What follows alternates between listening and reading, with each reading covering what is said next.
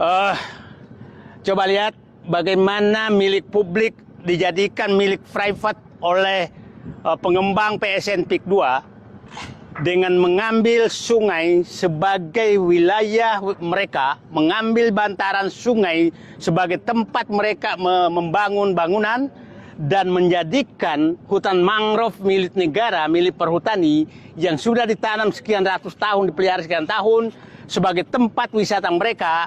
Dan karena di gambar mereka ini nilai rencana adalah dibangun jembatan ke sini, ke seberang sini, padahal ini milik negara. Sementara dia tidak membangun apa-apa dan dia akan menikmati semua itu, keuntungan itu adalah untuk mereka.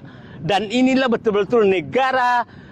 Saya lama di birokrasi, pada saat seperti ini maka negara harus mendapatkan kompensasi dan pembagian hasil jangka panjang dari pemanfaatan lingkungan yang seperti ini. Karena ini betul-betul diambil oleh privat, berapa ratus kilometer yang diambil, dan bukan hanya sungai ini loh yang terjadi. Ada sungai Sisadane, sungai Dadap, sungai Kohot, berbagai sungai, bantaran sungai yang ada di wilayah PSN PIK 2, semua sepertinya akan seperti ini, diambil bantarannya untuk dikuasai dan dijual. Dan inilah wilayah yang sangat mahal harganya, ini di atas 30 juta per meter. Nah, dijual oleh mereka karena dia menjual lingkungan. Dan kepada menteri yang mengeluarkan izin bahwa ini Eco City bagi mereka dengan memanfaatkan aset negara untuk keuntungan mereka. Ini menurut saya, ini harus diaudit kebijakan ini, dan semua yang terlibat menyerahkan aset negara itu tidak boleh hidup bebas dengan menikmati menyerahkan aset negara ini kepada pengembang. Ini di depan mata kita sangat jelas, bantaran sungai diambil, sungai dikuasai, dan lingkungan